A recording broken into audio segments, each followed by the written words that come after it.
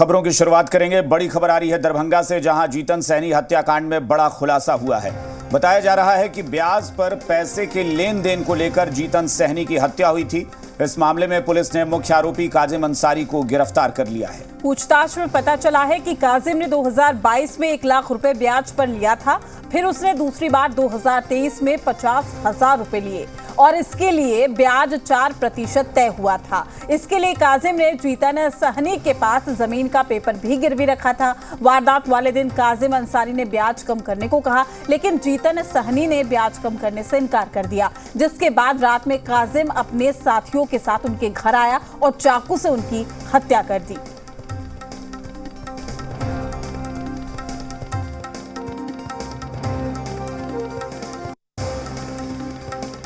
इसमें एक गिरफ्तारी हुआ है। उनका नाम है मोहम्मद काजिम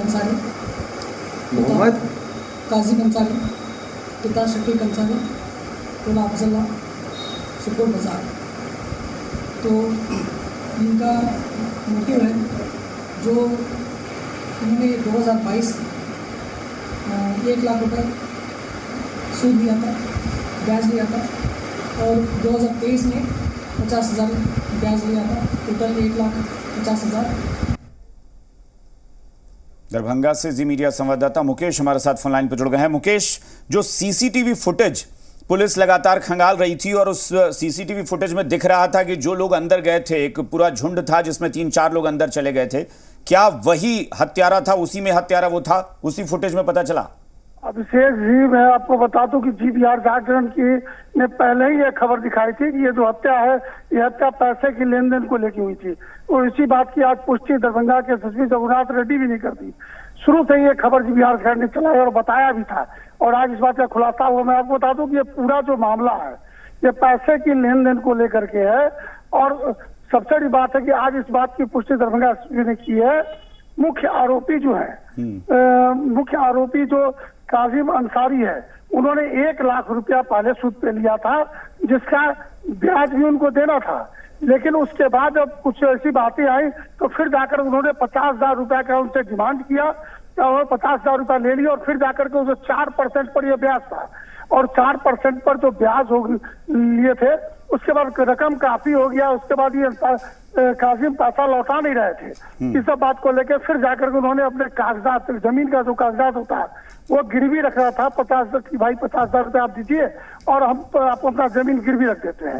इन सब के बीच लगातार जो जीतन सहनी थे वो दबाव डाल रहे थे कि मेरा पैसा वापस करो, लेकिन इन सब के बीच ये जो काजिम जो पैसा देने से इनकार कर रहा था। इन सब बातों को लेकर के कई बार मैं आपको बता दूं लगभग 3 से 4 दिन पहले दोनों के बीच, जीतन सहनी और काजिम के बीच कस के झड़प हुई। करीब 3-4 लोग भी थे जी, जो हमारे सूत्र बता रहे हैं। उसके बाद झंझट होने के बाद ये लोग चले गए। फिर एक प्लान करके ये लोग इनके पास गए देर रात, और जाने के बाद बैठ करके बातचीत हुई। और इसी मुकेश, बिल्कुल, लेकिन ना सिर्फ एक बार, जबकि जो जानकारी आ रही है कि 2022, 2023, उससे पहले भी कई बार वो कर्ज ले चुका था।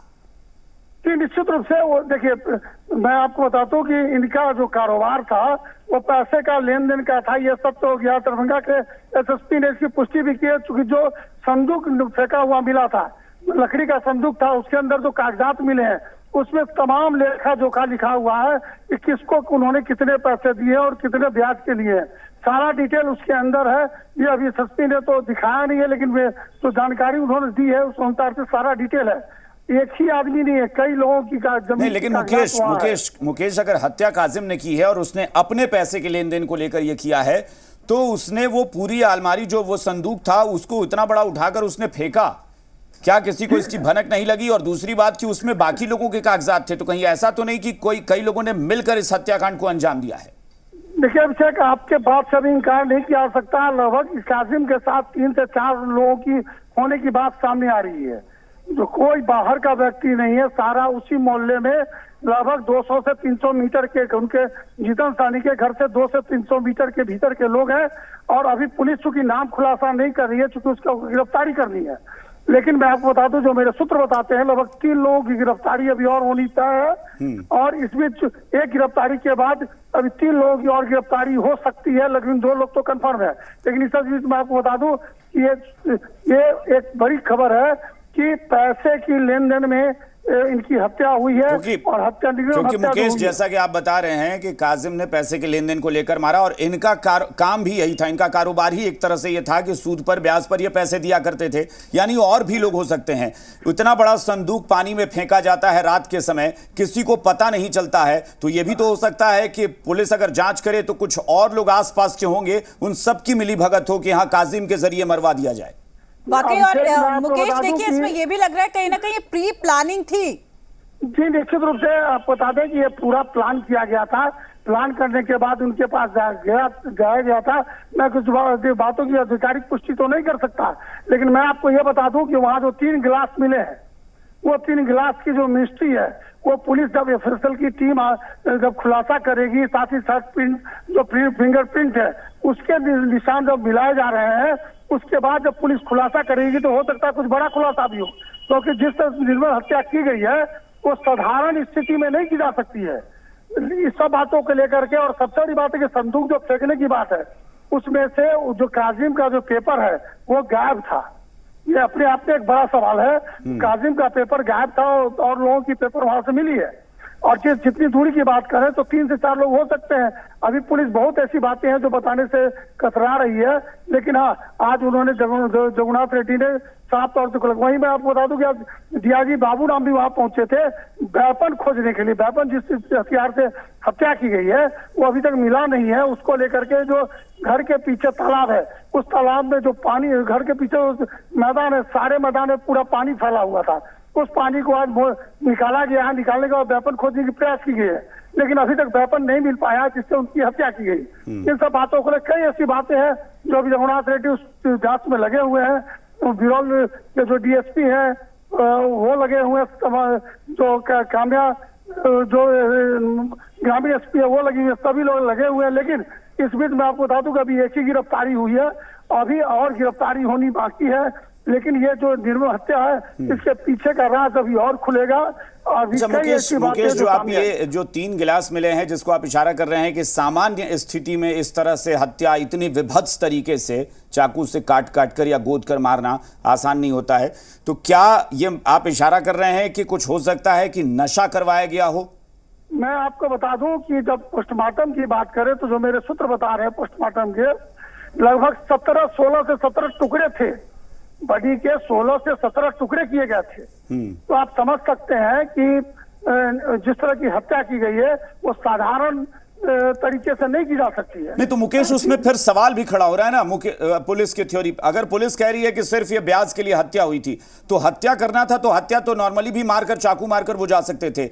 आखिर ऐसी क्या दुश्मनी थी कि इस तरह से बहुत मतलब दर्दनाक तरीके से किसी को मारा जाए?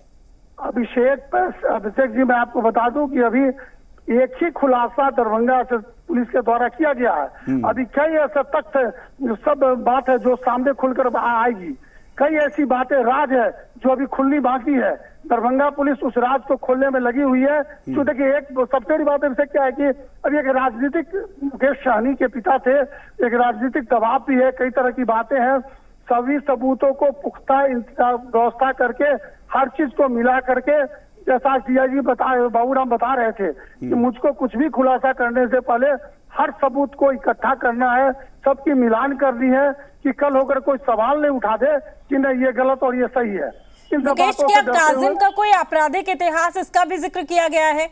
कि अभी ऐसी कोई जानकारी नहीं मिल पाई है काजिम के बारे में कि कोई आपराधिक इतिहास है। लेकिन हाँ, ये जरूर है कि उसको पैसे का लेन देन, वो भी लोगों से पैसे लिया करता था, कई तरह के काम किए करते थे। अब और ये इस तरह की बात सामने आई है। लेकिन काजिम के बारे में अभी और खुलासा होना बाकी है। क्या कुछ आधिकारिक प्रेस कॉन्फ्रेंस भी पुलिस करेगी क्या इस मामले में?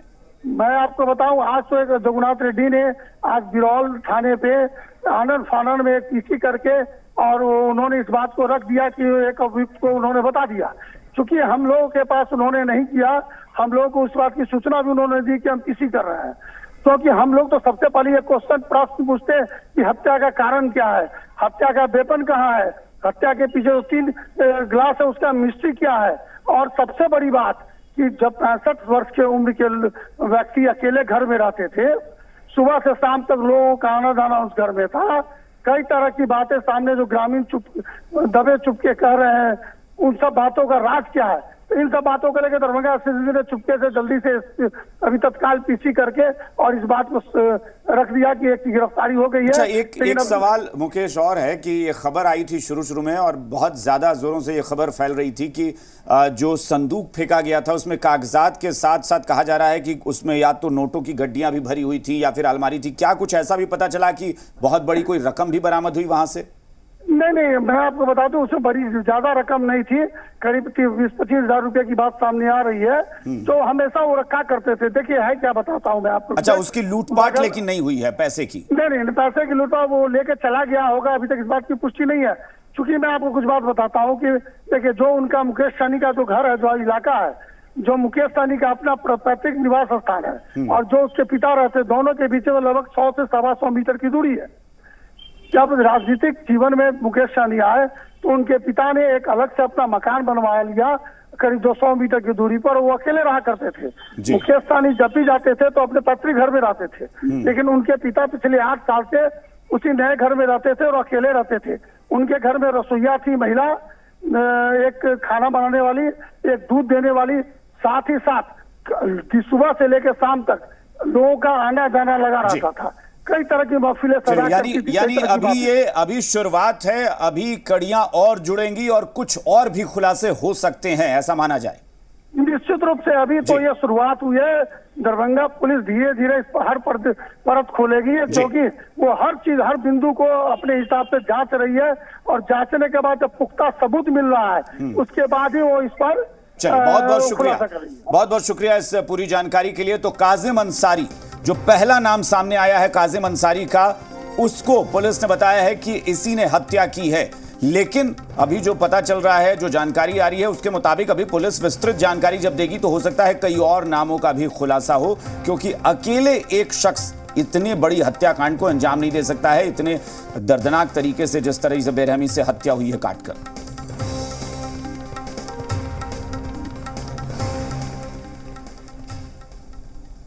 खबरों में आगे बढ़ते हैं। आज मुहर्रम के मौके पर देश की नजर उत्तर प्रदेश पर टिकी थी और ऐसा इसलिए चूंकि यूपी के सीएम योगी आदित्यनाथ